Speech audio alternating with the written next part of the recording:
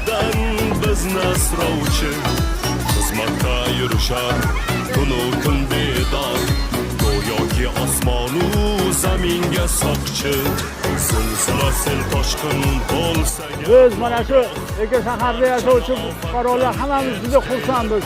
Favqulodda vaziyatlar vazirligi shunchalik yordam berayotganiga, shunday kunlarda mana shunaqa tadbirlarda o'tkazayotganlardan juda xursandmiz. Hamma mamnun bo'lyapti. Qaranglar, bolalar hammasi shod. Rahmat sizlarga, qanjonlaringiz sog' bo'lsin.